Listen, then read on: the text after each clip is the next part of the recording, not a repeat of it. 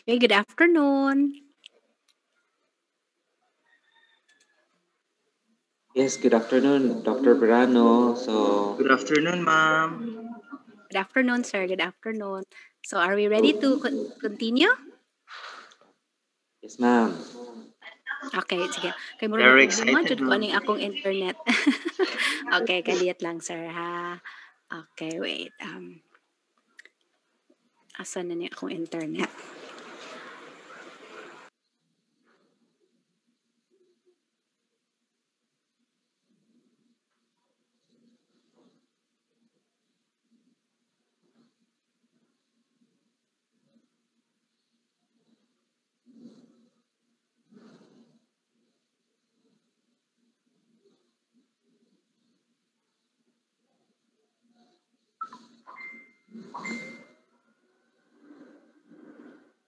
Allow me to share. Okay na ko sa share screen, sir.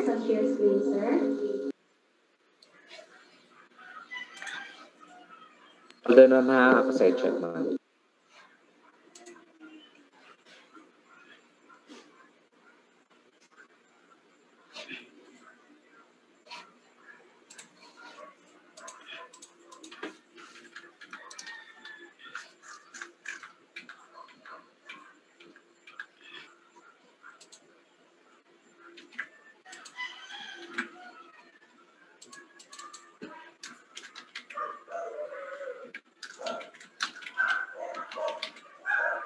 Yes, ma'am. Ma'am Marty, you are now co-host for this Pwede na, sir? session. Okay, Yes, ma'am. salamat, sir, ha. Okay.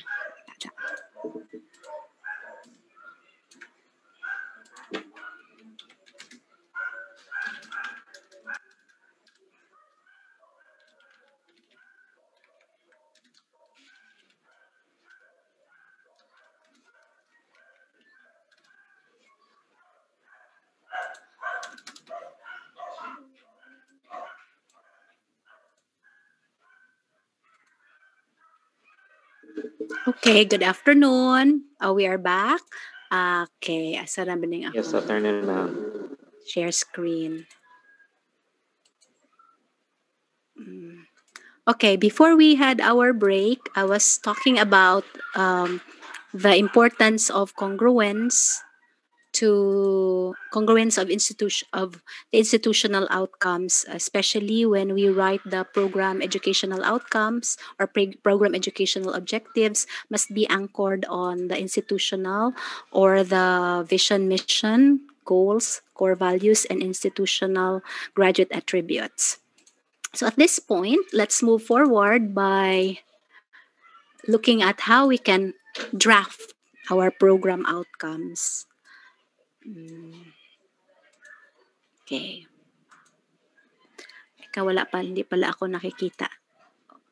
Ay, ngit-ngit na sad ang akong kuan kadiyot sa ha. Batik yun yung akong kuan. Actually, ning Logitech na ako magsige usab iyang exposure every time I turn it off. Okay na. Thank you. Kadiyot, nasinaw na ako. Bloopers. Or, ay, sorry.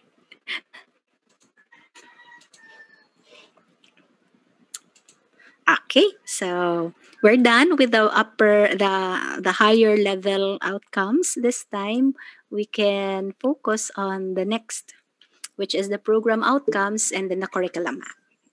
So what you're seeing here is an example of the CMO with CMO PSG of the Bachelor of Science in Information Technology. Okay. Um, when we check the pages, we will find naasad sila ilang kaugalingong graduate attributes. Lain-lain og style ang mga technical panels ani nila. So I also have seen the POs of other degree programs. By the way, just for the clarification sa atong use of terminology, when we say course, ang course does not mean BSIT. That's the degree program. So if you say BSIT, BSN, that is degree program. If we say course, ang gimin ana subject. Mga terminology na sa jargons education. Okay, usahay malibog ra bata. Unsay mong course BSE or BEM. Ang meaning ana is degree program. Okay? So kung mayingon ta og subject like say education 101, course na siya. So course is also subject. So mayingon tag course map, course mapping, ang gimina to ana is ang mapa nato sa subject. Pero kung tag curriculum mapping, kuridas na tanan. Because curriculum has many meanings. It's one of the equivocal words in education. If we say curriculum, okay, I think it was already mentioned by Dr. Haka earlier, no? Curriculum has many meanings. In fact, there are many types of curriculum. So kanang curriculum nga mandated, prescribed na siya. There are also curricula that are recommended, especially by the organizations. I think the Mathematics Society of the Philippines also has its own curriculum for teaching mathematics, and it's recommended, but it's not prescribed, so it's up to the school to adopt it or not, or the teacher to adopt it or not. Kana sang syllabus na to, curriculum sad na siya, pero smaller version ra na siya. Curriculum can also be tangible or intangible. So if we say abstract curriculum, we mean experiences. So sa school, di ba naatay curricular or academic, naasa tay co-curricular or extracurricular. So naagani hidden curriculum kanang di makita, no? Pero it's there. The hidden curriculum pertains to the culture. It's not directly spoken, it's not directly taught, but the students learn anyway. Example, the way the classroom is set up, the teacher's table is at the front, the students' chairs are right in front facing the teacher. That is part of the hidden curriculum. It suggests that the teacher is the figure of authority and that teachers should be treated with utmost respect. And that students should also consider the teacher to be the person whom they will regard for expertise and knowledge. So part na siya. So kani ato karon kay ang topic man nato is curriculum mapping. I will also towards the end of toward later I will clarify what it is, what maps are we going to make, because I'm thinking of two maps. Two maps, but the two maps are connected. Okay? But we cannot make the maps unless we're sure about our learning outcomes. Okay? So this is one example. Okay, yeah, where I will ask the industrial technology team to show me whatever it is that they have done para I can also make comments on the phrasing siguro. Okay, especially nga wala pa ko kakita gyud og na seal of approval from CHED. Sige jud kog pangita. Ug naa na mo sir, mas maayo gyud para mga pangayo sa kog kopya para matabangan in taon ako tong uban. Pero I think mao na pa man ay process jud. Okay? So, for today, I would like to bring up the idea that diba, atong topic man is curriculum mapping, and that is very broad. So what sort of curriculum map are we going to make?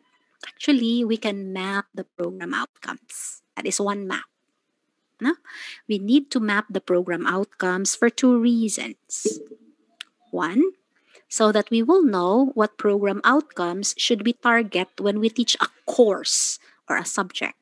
That's one.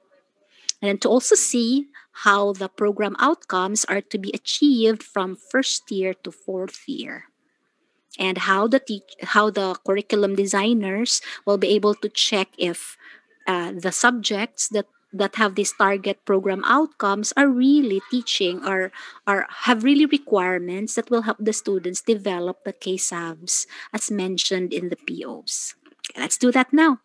Mag-drill ta na karon, mag-rehearse lang ta ha.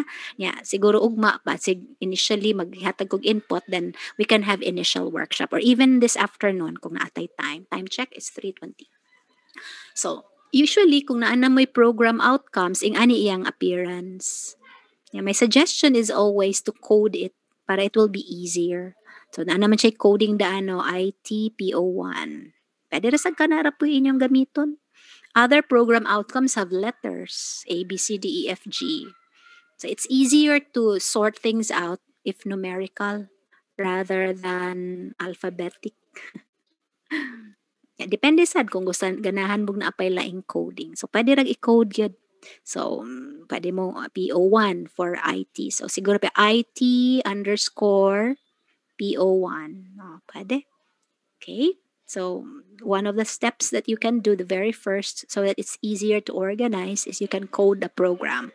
By coding, I simply mean you'll have to put a number or something like a distinguishing alphanumeric symbols before. Okay? Here's an example of a draft curriculum map, raw siya, for BS Infotech. I asked permission ani for, I also help one school sa information technology. And this was their output. So usually a curriculum map looks like a matrix, and there are two components. One component is the name of the courses or the subjects, which are, of course, have its own code. This is ITE Fun to mean IT fundamentals. Yeah, CP Prog. I think you also have your own subject coding. Okay. The other component